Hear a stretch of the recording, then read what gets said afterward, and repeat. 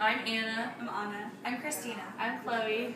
And we're doing the Energy Star CMA dishwasher today. So the first thing that we're going to talk about is some special features of this machine that dictated why we bought this exact unit. So the first thing is that this was a really low-cost dishwasher for a couple reasons.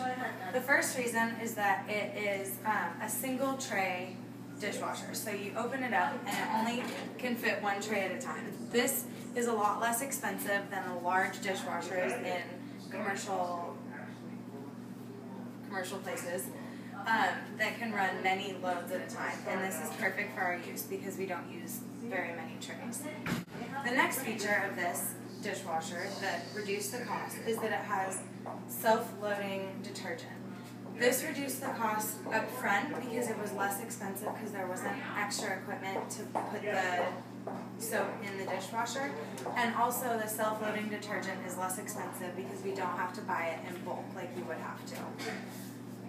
Another cost-saving feature of this machine is that it's a 2-minute cycle versus a 1-minute cycle. Because it's a 2-minute cycle,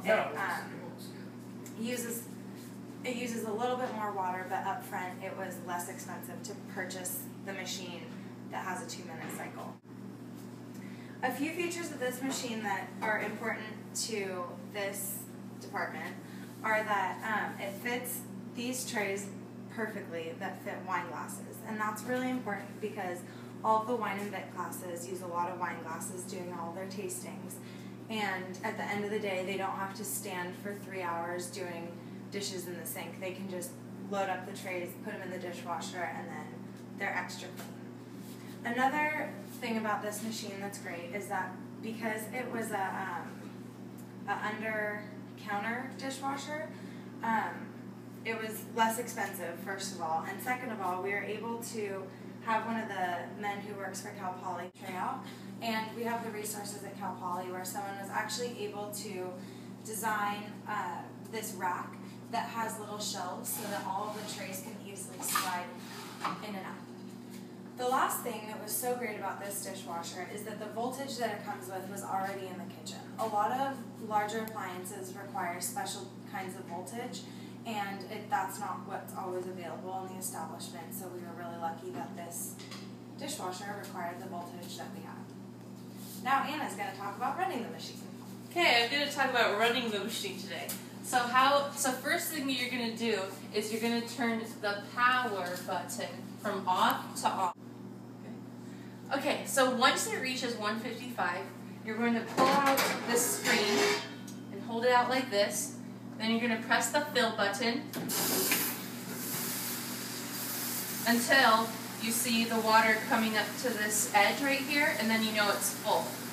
Okay, so once it's full like that, then you're going to load the dishwasher with your trays.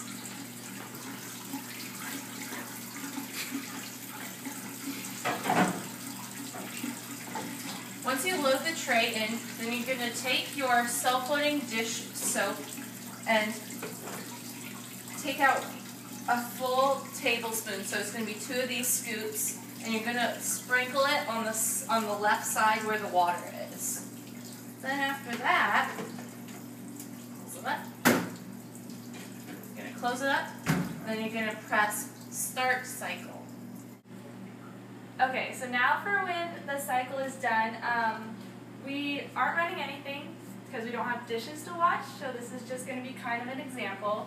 But if we were running dishes, the cycle would go for 2 minutes, like Christina said, and then it would shut off. And then what you do you'd hit drain, and then you'd want to hit drain at the end of the day because the water recycles. So the water that rinses the dishes will then become the water that goes in the cleaning process with the soap. So you can do like 2 rounds of dishes with one fill up of water. So then you'd hit drain, and then you would hit off.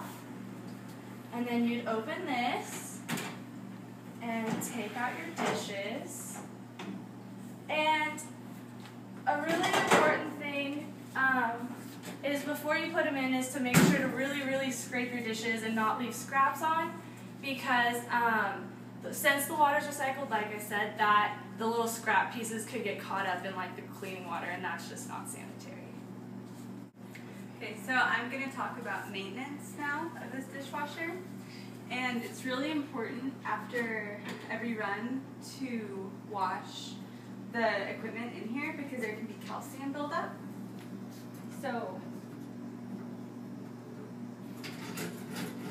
there's this piece that unscrews. So you rinse that. And there's also a tray here that catches food particles and also calcium deposits, so it's good to rinse this as well.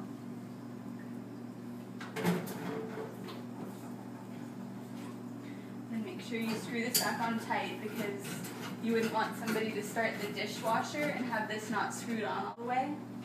You could break a piece of equipment. And this is an expensive piece of equipment.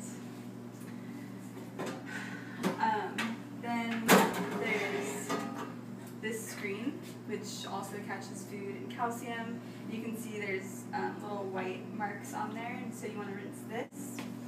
And then there's also another little food scrap screen that needs to be washed.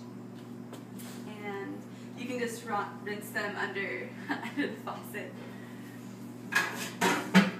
Make sure you place all 3 screens back into their original position, because as I said before, if the next person that uses the dishwasher isn't aware that you cleaned it and moved something, then you can break the equipment. And also something that wasn't mentioned before is that this pressure, while it's going, should be between 15 and 22. And that's how you maintain an Energy Star dishwasher.